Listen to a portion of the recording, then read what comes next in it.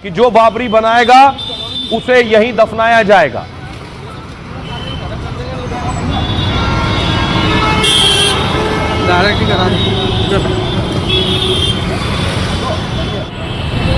दूसरी तरफ देखिए क्या महज इत्तेफाक है कि असदुद्दीन ओवैसी के नेता भी बाबरी मस्जिद का जिक्र कर रहे हैं और मुसलमानों से कह रहे हैं उद्धव को वोट मत देना। सुनिए।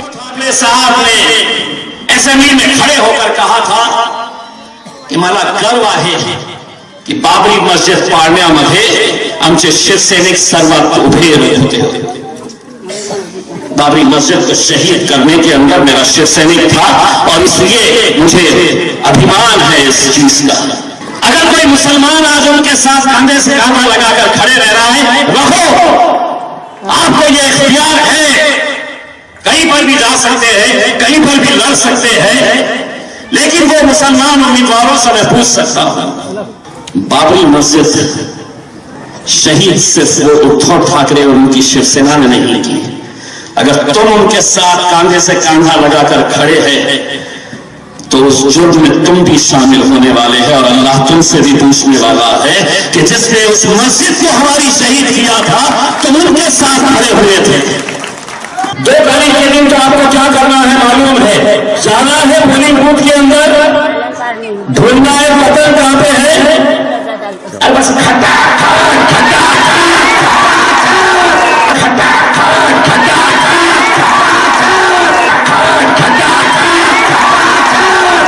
यही उद्धव ठाकरे साहब ने। ओवैसी के नेता कह रहे हैं कि उद्धव ठाकरे और उनके कार्यकर्ता बाबरी विध्वंस में शामिल थे, इसलिए उन्हें वोट नहीं देना है, उनके खिलाफ वोट करना है।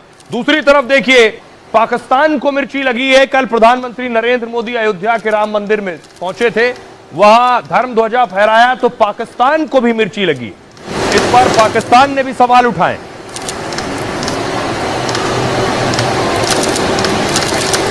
बाबरी मस्जिद का शिलान्यास होगी 6 दिसंबर। बाबर का कोई भी औलाद बाबरी मंदिर भारत में नहीं बनाएगा, भारत में भगवान राम का मंदिर ही बनेगा। एक बार जहाँ मस्जिद थी है ये इमारत भी ध्वस्त हो जाएगी और बंगाल की सरकार ममता दीदी की ये भी ध्वस्त हो जाएगी। बंगाल की सरकार हिंदू विरोधी सरकार। ममता के विधायक के नाम में हुमायूं भी है और कबीर भी, लेकिन काम सिर्फ हुमायूं वाला ही याद रहा। कहते हैं हुमायूं के अब्बा हुजूर यानी बाबर के नाम पर जो मस्जिद बनी थी उसे फिर से बनवाएंगे।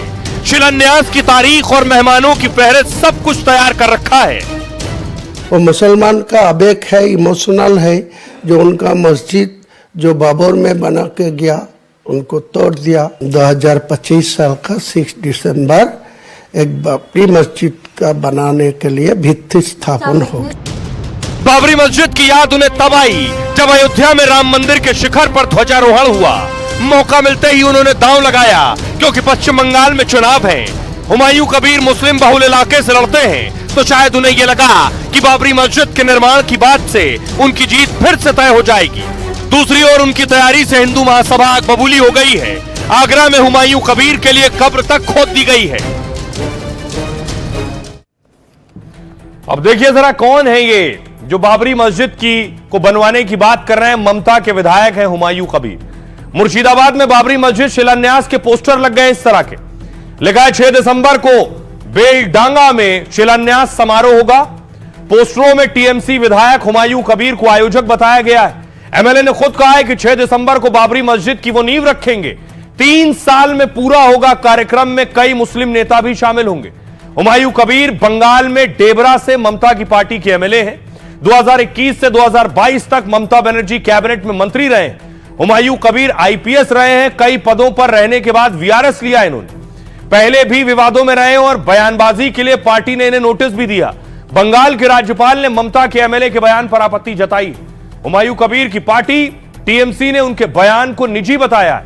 अयोध्या में विवादित ढांचा 6 दिसंबर 1992 को ही ध्वस्त किया गया था। हुमायूं कह रहे हैं अब वो 6 दिसंबर को ही नींव रखेंगे। टीएमसी विधायक का कहना है कि इसी मौके पर यह आयोजन होगा। टीएमसी विधायक का बयान तब आया जब राम मंदिर में ध्वजारोहण हो रहा था।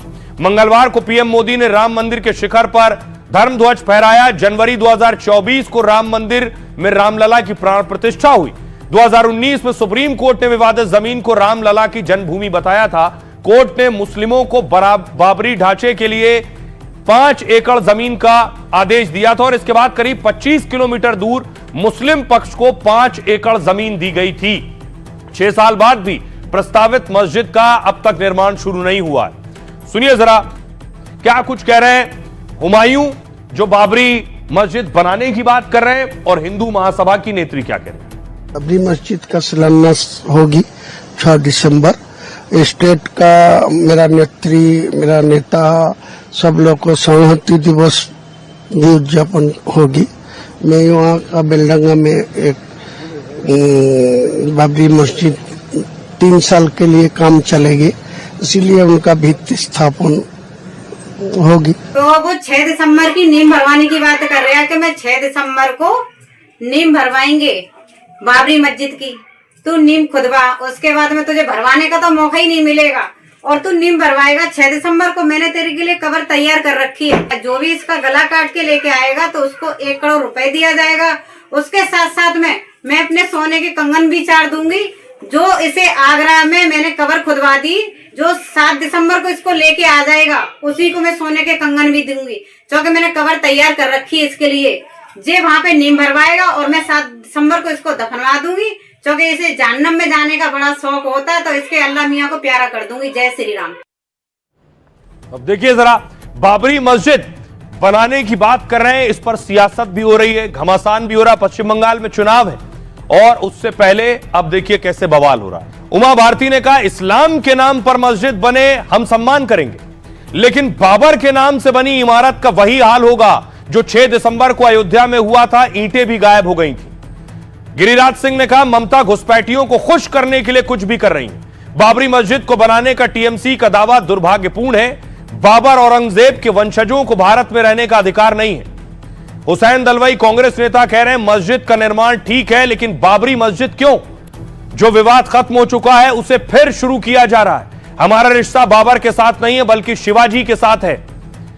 राज्यपाल कह रहे हैं पश्चिम बंगाल के किसी भी समाज में हिंसा भड़काने की इजाजत नहीं होगी।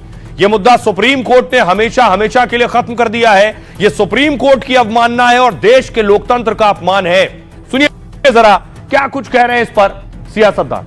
मुझे तो लगता है अगर ममता बनर्जी ने समझदारी दिखाई तो शुरुआत ही नहीं हो पाएगी, क्योंकि यह ममता बनर्जी की इस बात का वारंट इशू हो गया है कि अब इनकी सरकार बहुत बुरी तरह से ध्वस्त होगी।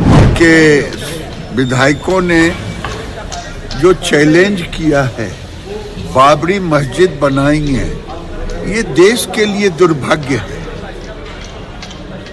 अगर जो अपने को बाबर का औलाद कहेगा, औरंगजेब का औलाद कहेगा, उसे भारत में रहने का कोई अधिकार नहीं। और अगर हमारी सरकार बंगाल में बनेगी, ऐसे अधूरे मस्जिद अधूरे ही रह जाएंगे। ये मस्जिद और मंदिर पर राजनीति बहुत हो गई और जो लोग ये सब करते हैं, ये सबको पता है कि ये किस लिए किया जाता है।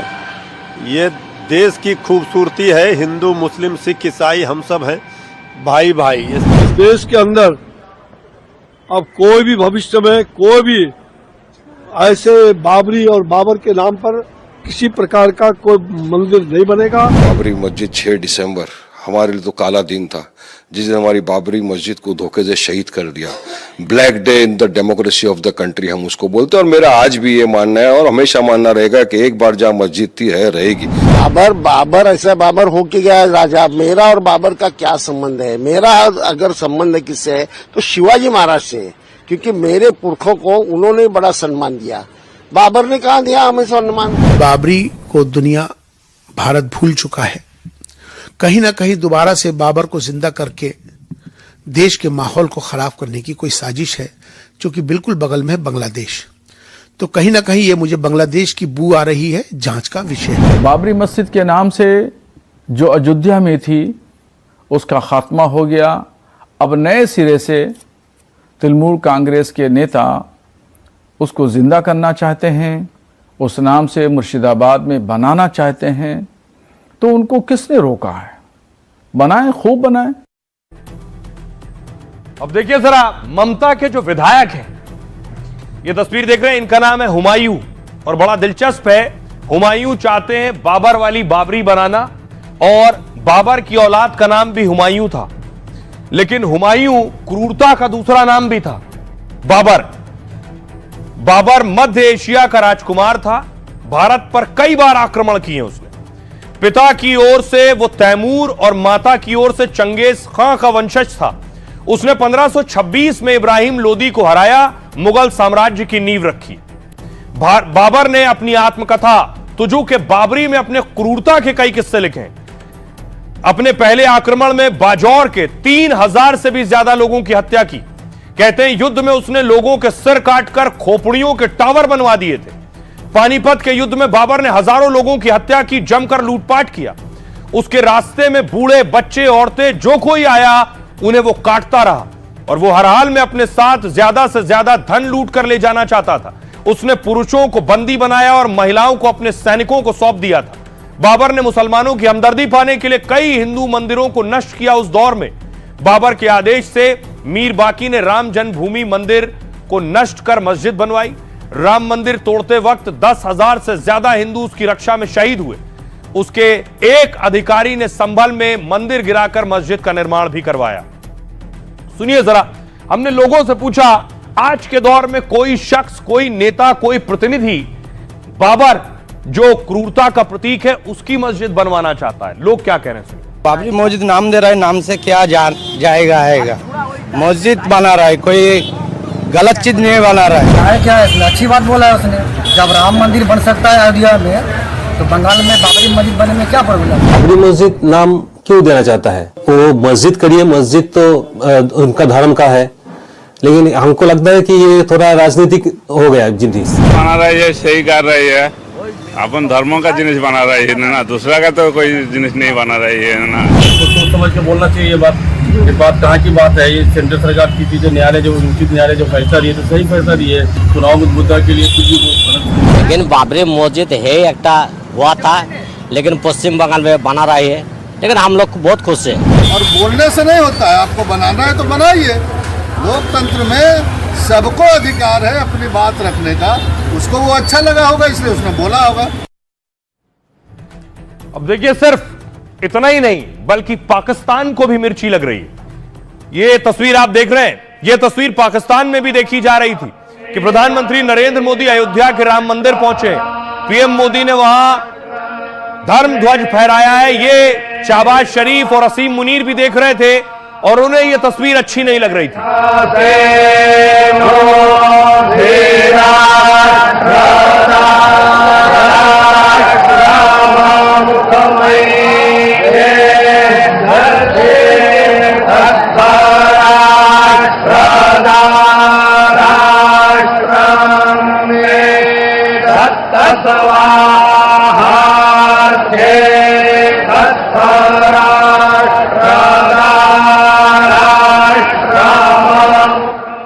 देखिए जरा इस पर पाकिस्तान क्या कह रहा है। जब उसने तस्वीर देखी, राम मंदिर पर ध्वज फहराए जाने पर पाक ने बयान जारी किया। ध्वजारोहण को अल्पसंख्यकों के लिए चिंताजनक संकेत बताया। पाक ने आरोप लगाया कि मुस्लिमों को निशाना बनाया जा रहा है। पाक के विदेश मंत्रालय की ओर से संयुक्त राष्ट्र से अपील की गई। बयान में राम मंदिर पर सुप्रीम कोर्ट के फैसले पर सवाल खड़े किए गए। पाक ने कहा भारत में मुस्लिमों के अधिकारों की रक्षा की जाए। बयान में मुस्लिमों की धार्मिक स्वतंत्रता के उल्लंघन का आरोप लगाया। पाकिस्तान ने दूसरी मस्जिदों के भी खतरे में होने के आरोप लगाए।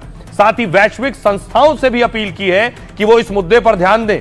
भारत ने पाकिस्तान की टिप्पणी पर सख्त नाराजगी जाहिर की और पाकिस्तान को अपने मानवाधिकार रिकॉर्ड पर ध्यान देने की सलाह दी है। विदेश मंत्रालय ने कहा हम उनकी टिप्पणी को अस्वीकार करते हैं। पाकिस्तान के पास दूसरों को उपदेश देने का कोई नैतिक अधिकार नहीं है। वो अपने देश में अल्पसंख्यकों की जो हालत है उस पर बात करें। सुनिए जरा क्या कह रहे हैं विदेश मंत्रालय के प्रवक्ता। हमने रिपोर्ट किए गए बयानों को देखा है और उन्हें उसी अवमानना साथ खारिज करते हैं जिसके वो हकदार हैं।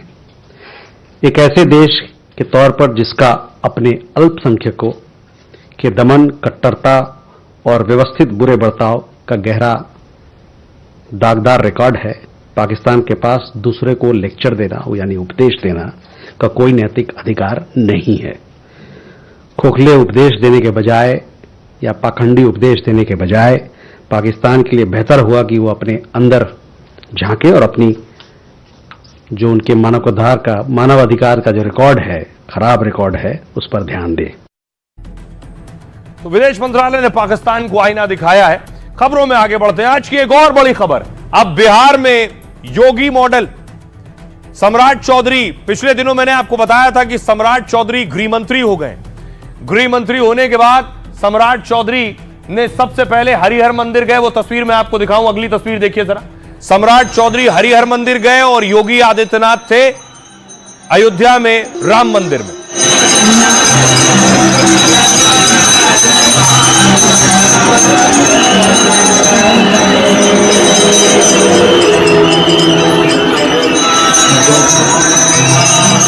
सम्राट चौधरी भी योगी आदित्यनाथ के नक्शे कदम पर चल रहे हैं। सम्राट चौधरी का पहला दिन था गृह मंत्रालय संभालने का, लेकिन सबसे पहले पहुंचे वो पुलिस हेडक्वार्टर, पुलिस लाइन पहुंचे, जहां उन्हें सलामी दी गई।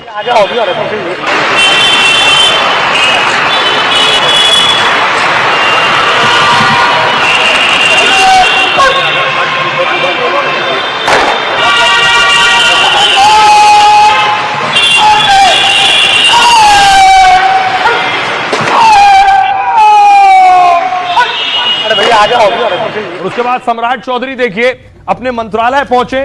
ये मंत्रालय में पदभार संभाला। ये तस्वीर आप देख रहे हैं, सम्राट चौधरी ने गृह मंत्री का पदभार संभाला। ऑफिस पहुंचे, दफ्तर पहुंचे, वहां बधाइयों का तांता लगा था। लोगों ने गुलदस्ते से उन्हें मुबारकबाद भी की।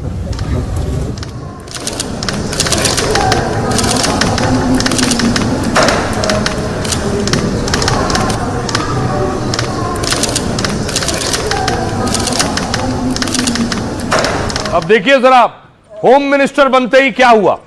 ये यूपी का एनकाउंटर है, शातिर लुटेरे का एनकाउंटर हुआ है बुलंदशहर में। यही बिहार में हो रहा है।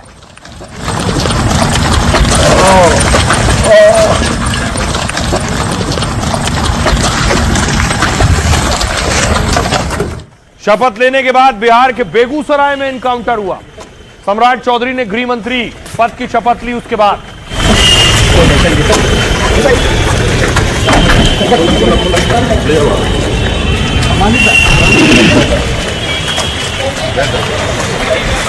दूसरी तरफ देखिए जरा, उत्तर प्रदेश के बलिया में एनकाउंटर हुआ।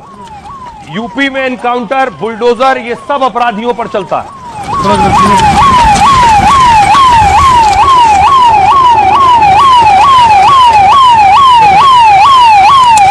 आरोपी आप देख रहे हैं, रेप के आरोपी का एनकाउंटर हुआ है।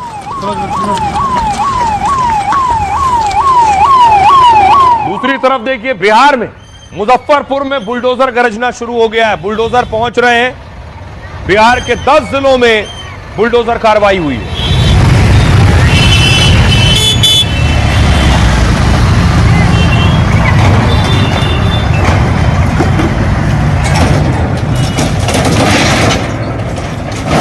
जितने भी अवैध अतिक्रमण थे,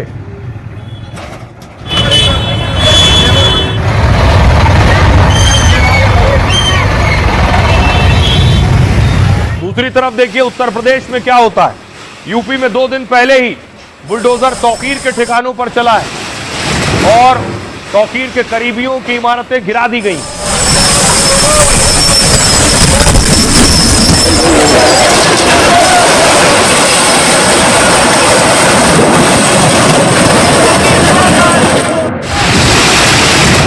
और ऐसा ही देखिए बिहार में हो रहा है। बिहार के आरा की तस्वीर देखिए। आरा में बुलडोजर पहुंचा तो लोगों ने हंगामा करना शुरू कर दिया।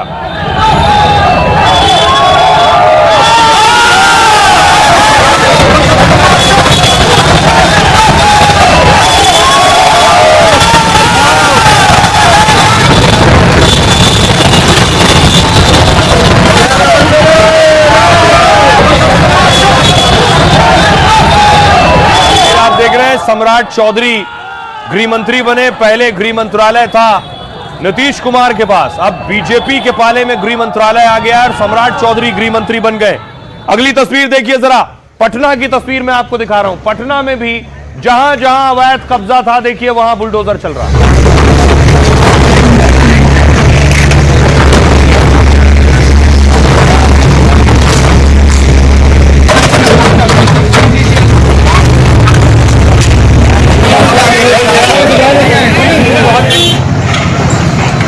न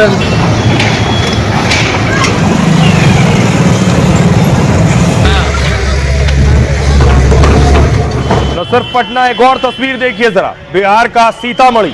सीतामढ़ी में भी जितना अवैध अतिक्रमण है, बुलडोजर सुबह होते ही पहुंच गया और चारों तरफ जिन्होंने अपनी दुकान से आगे बढ़ा रखा है उन सब पर बुलडोजर चला।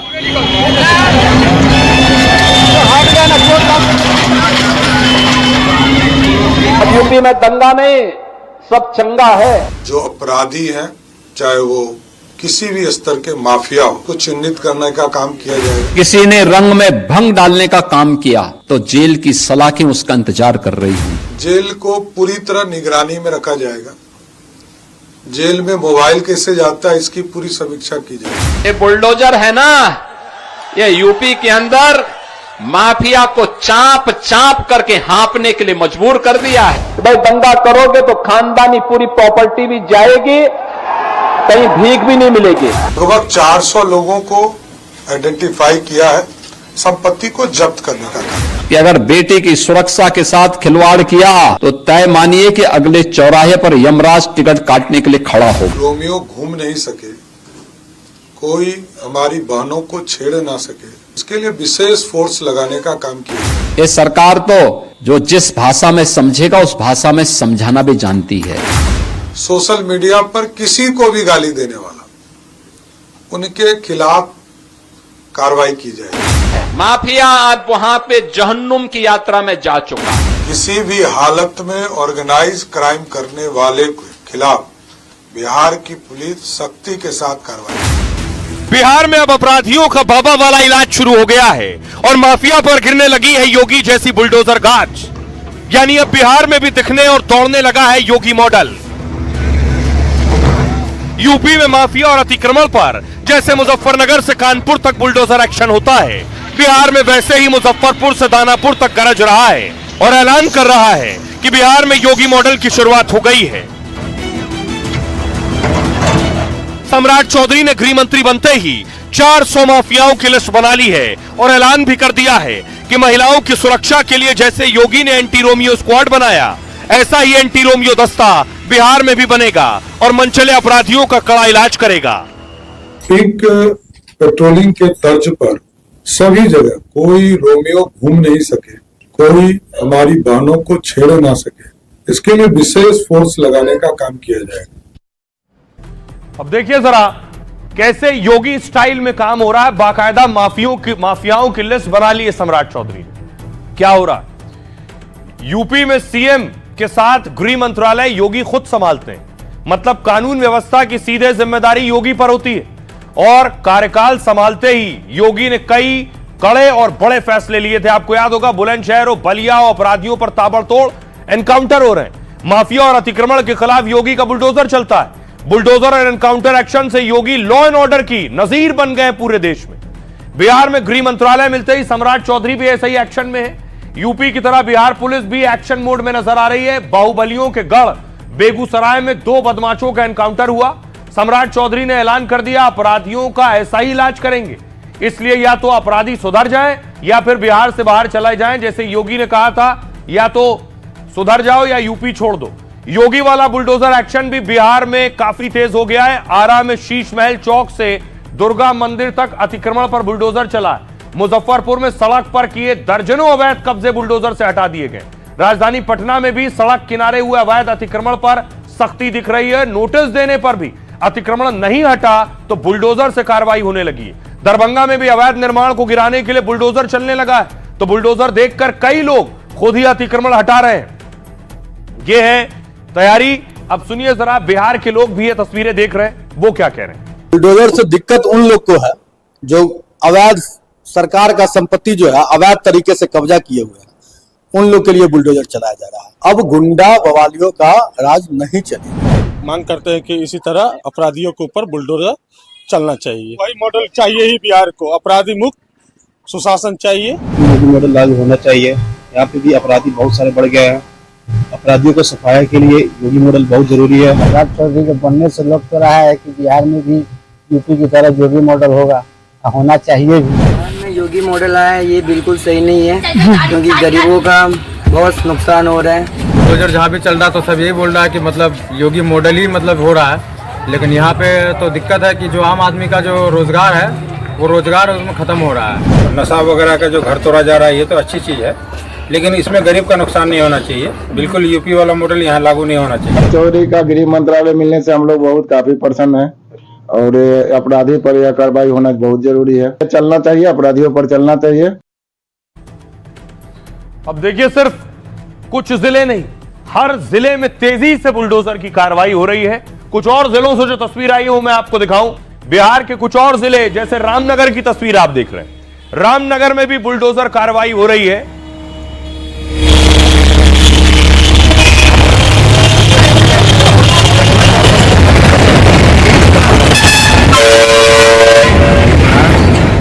रामनगर के अलावा देखिए जरा अगली तस्वीर, ये आप देख रहे हैं बिहार के भोजपुर में भी बुलडोजर गरज रहा है। जिलों का नाम लेते रहिए और बुलडोजर की तस्वीरें देखिए।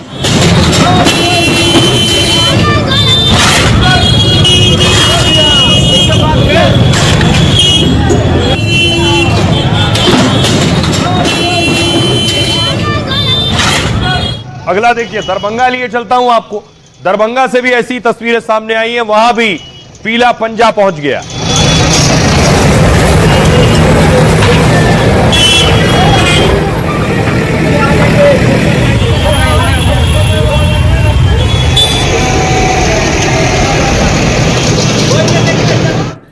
अब देखिए, जैसे योगी आदित्यनाथ ने माफियाओं का इलाज किया यूपी में, वही बिहार में होगा। अपराध का नेटवर्क तोड़ने के लिए कड़ी कार्रवाई शुरू हो चुकी है। बालू, शराब, जमीन से जुड़े 400 माफियाओं की लिस्ट तैयार है बिहार में। कोर्ट का आदेश मिलते ही इनकी अवैध संपत्तियां जब्त की जाएंगी। जो बिहार के माफिया हैं, 2 माफिया की संपत्ति जब्ती की अनुमति कोर्ट से मिल चुकी है। कोर्ट के आदेश के मुताबिक अपराधियों के घरों पर बुलडोजर भी चलेंगे। अपराध करके करोड़ों की संपत्ति खड़ी करने वालों को बिहार में बख्शा नहीं जाएगा। अपराधियों का तेजी से बिहार में ट्रायल होगा और उनकी सजा सुनिश्चित की जाएगी। बिहार में कानून का राज और सुशासन को और मजबूत किया जाएगा। पटना में बुलडोजर अभियान के लिए कैलेंडर मॉडल लागू हो गया है। मतलब अतिक्रमण हटाने के लिए बाकायदा एक कैलेंडर बनाया जाएगा। अवैध निर्माण को चिन्हित कर नोटिस दिया जाएगा और फिर कार्रवाई होगी। मतलब शहर में 1-2 बार नहीं, अवैध निर्माण पर लगातार बुलडोजर गरजेगा। एडीएम, डीएसपी समेत 100 से ज्यादा पुलिस अधिकारी और कर्मचारी व्यवस्था देखेंगे। इसके साथ ही महिला अपराध पर भी कड़ी कार्रवाई होगी। महिलाओं और छात्राओं की सुरक्षा सम्राट चौधरी की प्राथमिकता है। यूपी मॉडल की तरह बिहार में एंटी रोमियो स्क्वाड तैयार किया जाएगा। हर स्कूल कॉलेज की छुट्टी के वक्त आसपास पिंक पुलिस तैनात रहेगी और किसी भी तरह की छेड़खानी और सीधे और कड़ी कार्रवाई होगी इस पर। अगर बिहार में किसी युवती, छात्रा या महिला से छेड़खानी हुई, आरोपी तो गिरफ्तार होगा ही, लापरवाही पुलिस पर भी होगी अगर एक्शन नहीं लिया। 2017 में सीएम बनते ही योगी ने एंटी रोमियो स्क्वाड बनाया था। 8 साल में यूपी में करीब 1.5 करोड़ आरोपियों को चेतावनी दी गई है और एंटी रोमियो दस्ते ने करीब 32,000 मंचलों पर एक्शन लिया है। यह हुई है कार्रवाई। सुनिए जरा सम्राट चौधरी क्या कुछ कह रहे हैं, कितने माफियाओं की लिस्ट तैयार है। माफिया को आइडेंटिफाई करने का काम सरकार करेगी और जिन लोगों को भी माफिया आइडेंटिफाई होगा, वैसे लगभग 400 लोगों को आइडेंटिफाई किया है। सरकार ने न्यायालय में इसके लिए आवेदन दिया है। 2 की सहमति मिल चुकी है और आगे सहमति मिलेगी तो सबके संपत्ति को जब्त करने का काम। पिंक पेट्रोलिंग के तर्ज पर सभी जगह कोई रोमियो घूम नहीं सके, कोई हमारी बहनों को छेड़ ना सके, बच्चियों को नहीं छेड़ सके। इसके लिए विशेष फोर्स लगाने का काम किया जाएगा और सभी के छुट्टी पर, जब स्कूल कॉलेज में छुट्टी होगी तो विशेष तौर पर अभियान चलाकर वहां पर पुलिस फोर्स पर्याप्त उपलब्ध कराए जाएंगे और कोई छेड़खानी नहीं हो सके, इसकी चिंता की जाएगी। तो सम्राट चौधरी डिप्टी सीएम थे, है डिप्टी सीएम, गृह मंत्रालय भी उनके पास है। सम्राट चौधरी ने कैसे सरकार में हो या पार्टी में हो खुद को मजबूत किया है और गृह मंत्रालय का पद सम्राट संभाल रहे हैं। सम्राट की ताकत क्या है उनके बारे में आपको बताऊं और कौन कौन सी पार्टी में पहले रह चुके हैं वो। दरअसल सम्राट बिहार के सबसे चर्चित और फायर ब्रांड नेताओं में से एक है। गृह मंत्री अमित शाह ने तो कह दिया था उनको बड़ी जिम्मेदारी देने जा रहे हैं चुनाव के वक्त ही। करीब 12 करोड़ के मालिक सम्राट को लग्जरी गाड़ियों का शौक नहीं। सम्राट को महंगी कारों से ज्यादा दिलचस्पी सोना, चांदी और जमीन में। सम्राट और उनकी पत्नी ममता के करीब 50 लाख रुपए का उनके पास सोना है, जबकि पटना से मुंगेर और तारापुर तक 8 करोड़ रुपए से ज्यादा की जमीन है। सम्राट की पत्नी खुद एडवोकेट हैं, दोनों बच्चे सियासत से दूर पढ़ाई में व्यस्त हैं, लेकिन मुंगेर में जन्मे सम्राट का सियासी परिवार से गहरा नाता रहा है। उनके पिता शकुनी चौधरी 7 बार विधायक और सांसद रह चुके हैं, जबकि मां पार्वती देवी 30 साल पहले तारापुर से विधायक बनी थी। जो सम्राट बिहार बीजेपी के बड़े नेता हैं, वो कभी आरजेडी और जेडीयू के साथ रहे। राजनीति की शुरुआत की आरजेडी के साथ और राबड़ी सरकार में मंत्री भी रहे। 2014 में जब सम्राट चौधरी लालू की पार्टी छोड़ जेडीयू में शामिल हो गए, 2017-18 में सम्राट बीजेपी में आए और पहले संगठन में काम किया। बिहार में बीजेपी के उपाध्यक्ष और अध्यक्ष बने और सत्ता तक पहुंचे। जो सम्राट आज बिहार में नीतीश के बाद सबसे कद्दावर मंत्री हैं, वो कभी खुलकर नीतीश और उनकी नीतियों का भी विरोध कर चुके हैं। 2 साल पहले सम्राट चौधरी ने पगड़ी पहनकर कसम खाई थी कि जब बीजेपी बिहार की सत्ता में आएगी तभी वो पगड़ी उतारेंगे।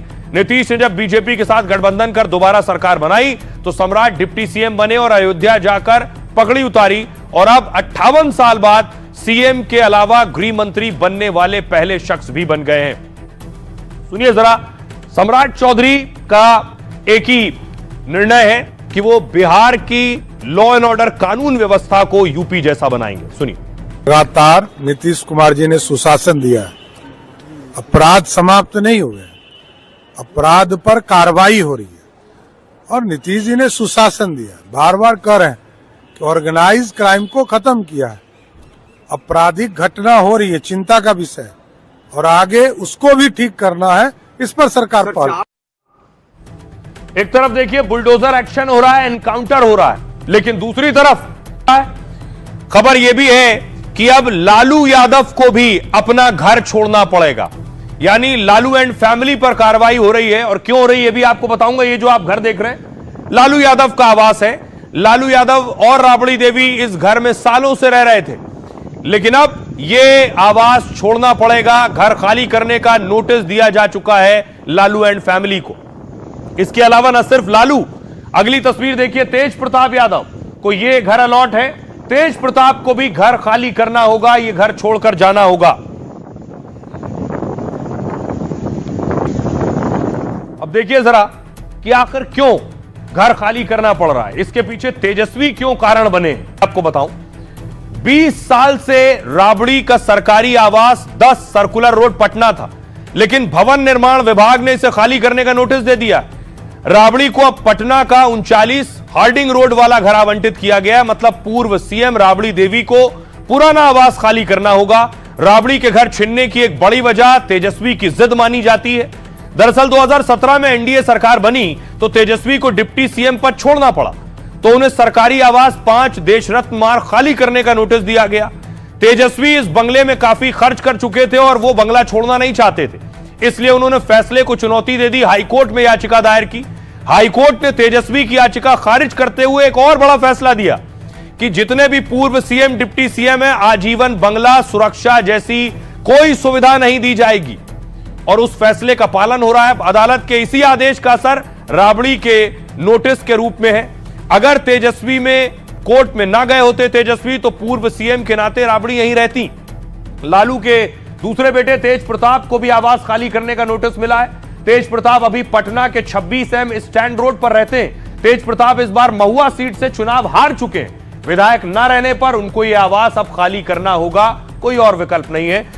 सुनिए जरा क्या कुछ कह रहे हैं इस पर हमारे सहयोगी की रिपोर्ट देखिए। अब इन्हें जहां शिफ्ट होना है राबड़ी और तेज प्रताप को, नए घर से उनकी रिपोर्ट। बिहार की पूर्व मुख्यमंत्री राबड़ी देवी को बतौर नेता प्रतिपक्ष बिहार विधान परिषद रहते हुए नया आवास आवंटित हुआ है। ये वही आवास है, 39 हार्डिंग रोड स्थित ये जो बंगला है, ये राबड़ी देवी का नया पता होगा। पिछले 20 सालों से राबड़ी देवी 10 सर्कुलर रोड स्थित जो आवास था, उस आवास में पूरे परिवार के साथ रह रही थी, लेकिन अब उन्हें वो आवास खाली करके इस आवास में आना हुआ। बिहार में नई सरकार बनते ही नए मंत्रियों को उनका बंगला आवंटित किया जा रहा है। 26 एम स्टैंड रोड स्थित बंगले के बाहर मौजूद है और ये वही बंगला है जो कि तेज प्रताप यादव को आवंटित था और अब ये बंगला नए जो मंत्री बनाए गए हैं बिहार सरकार के लखेंद्र कुमार रोशन, उनको ये बंगला आवंटित कर दिया गया है और अब तेज प्रताप यादव को भी ये अब देखिए, दो बड़े सियासत के धुरंधरों को घर छोड़ना होगा तो इस पर सियासत भी हो रही है, बैक पैक हो गया है। तेज प्रताप कह रहे हैं छोटे भाई ने मुख्यमंत्री पद की शपथ ली, यानी नीतीश कुमार को कह रहे हैं लालू का छोटा भाई, छोटे भाई ने शपथ ली और बड़े भाई के बंगले को खाली करने का आदेश दे दिया। नीतीश जी और लालू जी के बीच भैयारी वाले नैतिक रिश्ते का भी अंत हो गया है। नीतीश सरकार को इतना नीचे नहीं गिरना था, इतिहास दोनों हाथों में कालिक लिए नीतीश कुमार का इंतजार कर रहा है। रोहिणी आचार्य जिन्होंने घर छोड़ा पिछले दिनों, वो कह रही हैं यह है सुशासन बाबू का विकास मॉडल, करोड़ों लोगों के मसीहा लालू यादव का अपमान है, करना शायद उनकी पहली प्राथमिकता है। घर से तो निकाल देंगे, जनता के दिल से कैसे निकालेंगे? सेहत नहीं तो कम से कम राजनीतिक कद का ही सम्मान रख लेते। नीरज कुमार जेडीयू के नेता कह रहे हैं लालू परिवार को पटना में बंगले की कमी है क्या? वो चाहेंगे तो रातों रात बंगला बना लेंगे। मंगनी मंडल अध्यक्ष बिहार आरजेडी के, वो कह रहे हैं जो भी करना पड़े वो करेंगे पर बंगला खाली नहीं करेंगे। सरकार पूरी तरह बदले की भावना से काम कर रही है और लालू परिवार को जानबूझकर अपमानित किया जा रहा है। 20 सालों तक क्यों नहीं आया याद, अभी अचानक क्यों याद आया है? नीरज कुमार बीजेपी के नेता कह रहे हैं राबड़ी देवी के आवास को खाली करने के दौरान ध्यान रखें कि कहीं टोटी और अन्य सरकारी संपत्ति की चोरी ना हो जाए। आइए आपको सुनवाता हूं, सुनिए जरा सियासतदान क्या कह रहे हैं। बदले की राजनीति नहीं है। बिहार में कई मकान हैं जो एयरमार्क हैं, जैसे विपक्ष के नेता के लिए वन पोलो रोड एयरमार्क है। तेजस्वी यादव अगर वो 25 से कम सीट लाते तो उनको भी खाली करना पड़ता, वो सीट विपक्ष के नेता का है, उनको मकान मिला हुआ है। मकान बंगला खाली करा देंगे तो जनता के दिल से कैसे उतर पाएंगे? आदरणीय लालू प्रसाद जी जनता के दिलों पर राज करते हैं। 20 वर्षों से ज्यादा समय से ये आवंटित है और इस तरह की सियासत, तो इससे क्या कहा जा सकता है? ओछी राजनीति। जिस विभाग के तहत का मामला है, सरकार नियम के अनुसार हर बार नई सरकार आती है तो आवास बदलने का और आवास आवंटन का प्रक्रिया होता है भवन निर्माण विभाग का, उसके तहत हो रहा है। सरकारी बंगला से मुंह माया क्यों? आज ऑफिसर रिटायर करते हैं तो सरकारी बंगला छोड़ देते हैं, लेकिन नेता जब रिटायर करते हैं हटते हैं तो उनको सरकारी बंगला का बहुत बड़ा मोह रह जाता है। सबको बराबर एक तरह से चलना चाहिए। आपसी रंजिश और द्वेष से इस तरह का फैसला को कोई पसंद नहीं करता है और बिहार का लोग कभी पसंद नहीं करेगा इस बात को कि एक्स चीफ मिनिस्टर के नाम पर जो बंगला आवंटित रहा है 20 सालों से, लालू जी और राबड़ी जी उस घर में रह रहे हैं, तो उनको सडनली वहां से खाली करा के और छोटा घर देना, मैं इसको उचित नहीं मानता। मोह ममता ऐसी चीजों से लालू जी को बचना चाहिए। जो लोग सियासत का विषय बना रहे हैं वह लालू जी के कद को कम कर रहे हैं। इसका मतलब होगा कि आप सरकारी संपत्ति पर भी अतिक्रमण करना चाहते हैं। और आइए बिहार से आपको आगे लिए चलता हूं। आज की एक और बड़ी खबर है एसआईआर और एसआईआर सर्वे और बीएलओ से जुड़ी। बीएलओ की मौत और सुप्रीम आदेश। दरअसल ममता बनर्जी ने कल एसआईआर के खिलाफ प्रदर्शन किया था, पदयात्रा की थी। इस मामले को वो राज्य खास तौर पर, चाहे बंगाल हो या उत्तर प्रदेश हो, ये आरोप लग रहा है और कहा जा रहा है कि यहां एसआईआर नहीं होने देंगे।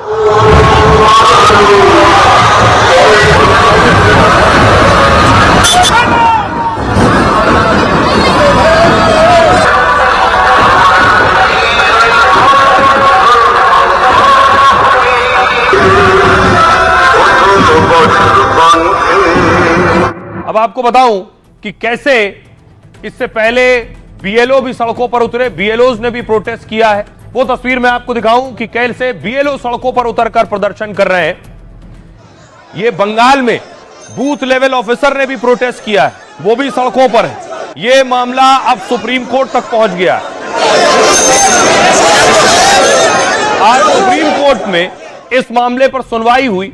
सुप्रीम कोर्ट में इस मामले में कपिल सिब्बल ने क्या कुछ दलीलें दी हैं आइए आपको बताता हूं कि आखिर क्या हुआ आज सुप्रीम कोर्ट में। दरअसल आज सुप्रीम कोर्ट में 2 हिस्सों में एसआईआर पर सुनवाई हुई। पहले बंगाल, केरल, तमिलनाडु में एसआईआर पर चर्चा हुई।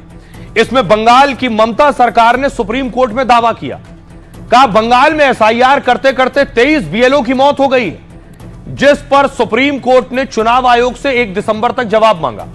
लेकिन चुनाव आयोग ने सुप्रीम कोर्ट में दावा किया कुछ राजनीतिक दल अनावश्यक डर पैदा कर रहे हैं। वकील प्रशांत भूषण बोले एसआईआर जल्दबाजी में किया जा रहा है। फिर दूसरी बार सुनवाई में एसआईआर का माहौल गर्मा गया। कोर्ट रूम में जज और वकील कपिल सिब्बल में तीखी बहस हुई। दरअसल बेंच और सिब्बल में आधार कार्ड पर नोकझोंक हुई। आधार निवास का प्रमाण है, फिर नागरिक को संदिग्ध मानना ठीक नहीं। तो जस्टिस बागची बोले आधार नागरिकता का प्रमाण नहीं है। सिब्बल बोले आयोग किसी पोस्ट ऑफिस की तरह इसे स्वीकार करे। जस्टिस बागची ने नकारते हुए कहा आयोग पोस्ट ऑफिस नहीं है। इलेक्शन कमीशन को दस्तावेजों की जांच करने का संवैधानिक अधिकार है। सिब्बल साहब ने कहा बीएलओ को नागरिकता जांचने का हक नहीं है। इस दौरान जस्टिस बागची और सिब्बल में बहस और बढ़ गई।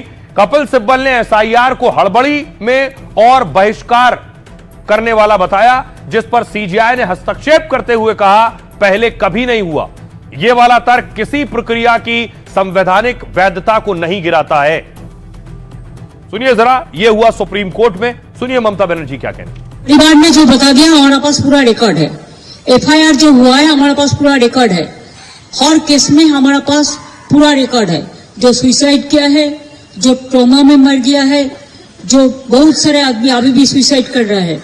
हम तो नहीं चाहते हैं ना, जिंदगी सबसे दामी होता है, कीमत होता है। क्या जरूरत था इतना जल्दी इसको ऐसा करना? अगर हर खुश बैठिया है तो बीजेपी क्या साधु है, संत है? सबको अधिकार छीन लेता है और बीजेपी को बोलता है जेल में डाल देगा। बीएलओ को बोलता है जेल में डाल देंगे, आपको नकड़ी खा लेंगे। आपका नकड़ी कितना दिन रहेगा, पहले आप बचाओ। लोकतंत्र रहेगा लेकिन आप लोग नहीं रहेगा। आपने सुना ममता बनर्जी को, वो क्या कह रही थी। लेकिन इस बीच हो क्या रहा है, एक तस्वीर में आपको दिखाऊं।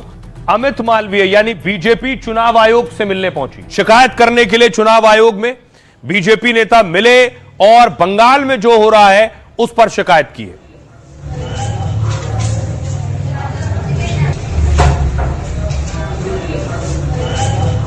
देखिए जरा बीजेपी क्या शिकायत कर रही है जो एसआईआर बंगाल में हो रहा है उस पर। बीजेपी ने चुनाव आयोग से ममता सरकार की शिकायत की।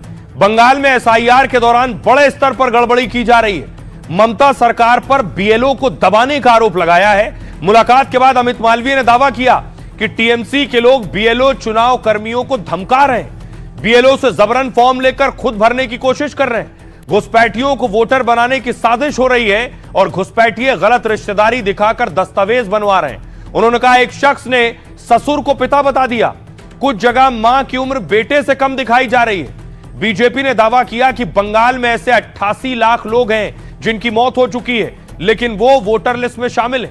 मृत ही नहीं, पलायन करने वालों के नाम भी जोड़े जा रहे हैं। ममता सरकार ने डेटा एंट्री ऑपरेटर नियुक्त नहीं किए हैं, जिनके होने से बीएलओ को काम करने में आसानी होती है। बीएलओ को एसआईआर के लिए 18,000 रुपए भी नहीं दिए जा रहे हैं। बीजेपी ने स्वतंत्र ऑब्जर्वर नियुक्त करने की मांग की है, जो बंगाल में एसआईआर प्रक्रिया के दौरान बीएलओ की निगरानी करेंगे।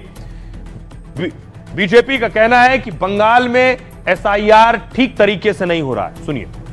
एक घुसपैठिए ने अपने ही ससुर को अपना पिता बता दिया। हमने ऐसे उदाहरण भी दिए हैं जहां पर मां की उम्र बेटे से कम है। टीएमसी की सरकार और उनके कार्यकर्ता इस प्रकार की धांधली में बीएलओ पर प्रेशर डाल रहे हैं, उन पर जोर डाल रहे हैं कि वो ऐसे लोगों को भी रजिस्टर करें। हमारा इलेक्शन कमीशन से ये आग्रह था, एआई और डेटा मैनेजमेंट के माध्यम से इस प्रकार की सारी अनियमितताओं को आइडेंटिफाई करें, इंडिपेंडेंट ऑब्जर्वर्स नियुक्त करें, जो जिले के स्तर पर वोटर रोल बनाने की काम को ओवरसी करें।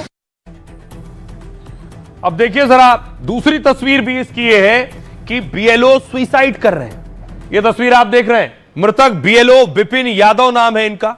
ये भी बूथ लेवल ऑफिसर थे, घर घर जाकर जानकारी जुटा रहे थे, लिस्ट बना रहे थे। अगली तस्वीर देखिए जरा। विपिन के परिवार की तस्वीरें मैं आपको दिखा रहा हूं। परिवार का रो रो कर बुरा हाल है। विपिन ने आत्महत्या की।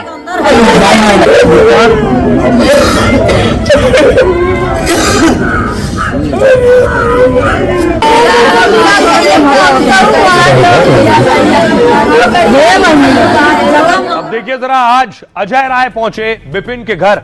तस्वीर मैं आपको दिखाऊं, ये देख रहे हैं अजय राय विपिन के परिवार से मिले, उनके पिता से मिले। कांग्रेस के अध्यक्ष हैं अजय राय और उनके परिवार को ढांढस बंधाते हुए। बात हुई तभी तेरे बाद हम चला गए।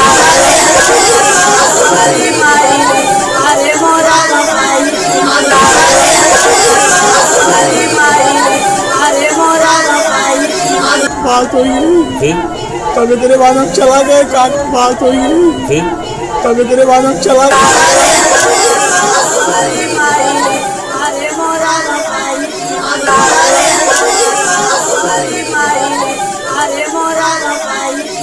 बात हुई तभी तेरे बाद हम चला गए। अब आइए आपको सुनवाता हूं, सुनिए जरा। विपिन ने आत्महत्या की और उसके बाद जब उससे बयान लिया गया तो वो क्या कह रहा है, उसने क्यों खुदकुशी की, सुनिए। क्यों खाया? दबाव खा रहा। किसके दबाव को खा रहा? ये डीएम वीडियो लेखपाल और सबका यही दबाव था।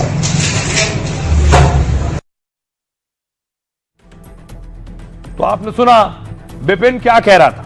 अगली तस्वीर मैं आपको दिखाऊं, फतेहपुर की तस्वीर आई। फतेहपुर में क्या हुआ, तस्वीर देखिए जरा। फतेहपुर में सुधीर कुमार की सगाई की तस्वीर आप देख रहे हैं। ये भी बीएलओ थे, इनकी सगाई हुई थी। सगाई के बाद अगली तस्वीर देखिए, शादी के कार्ड भी छप गए। ये तस्वीर आप देख रहे हैं, बीएलओ सुधीर की शादी का कार्ड छप गया, लेकिन सुधीर ने आत्महत्या कर ली।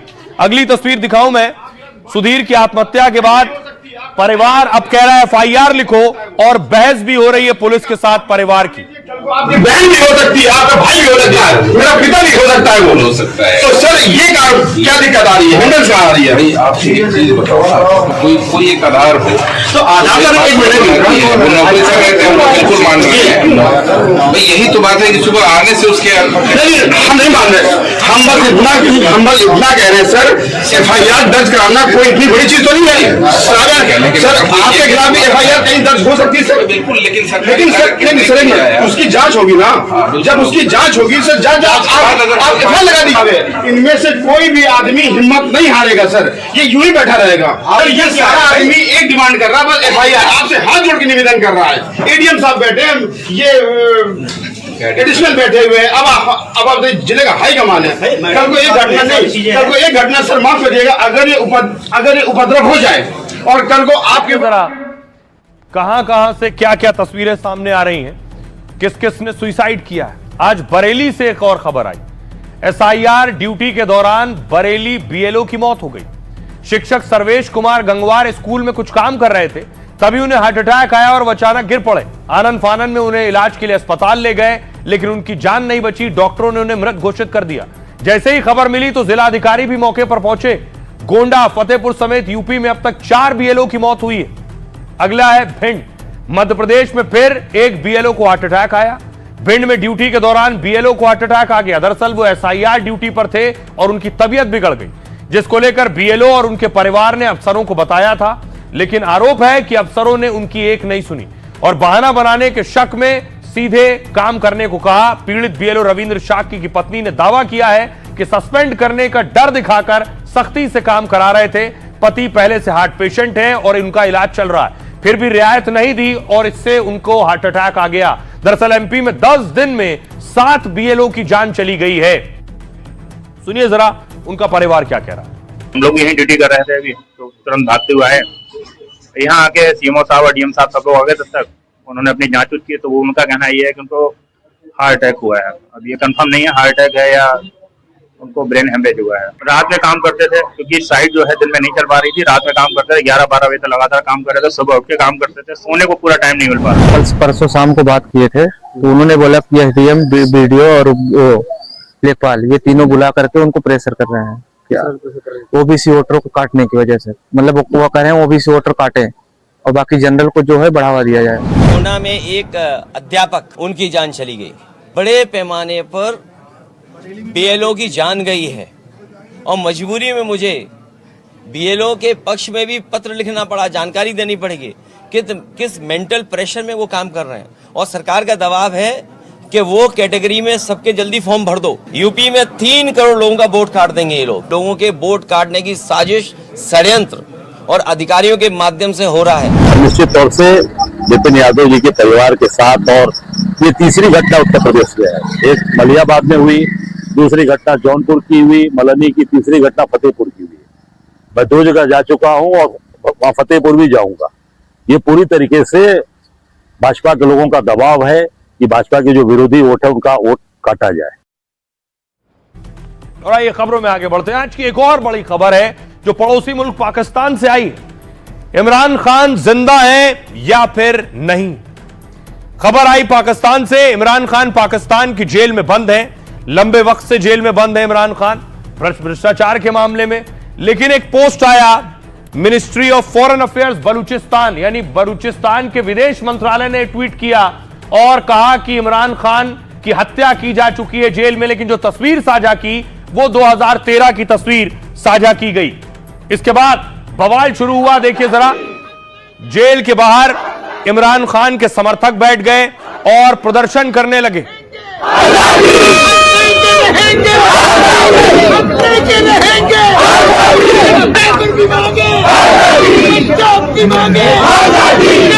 उसके बाद देखिए प्रदर्शन और बढ़ गया। इमरान खान की बहन पहुंची है, इमरान खान की बहन, और पुलिस में भिड़ंत हुई।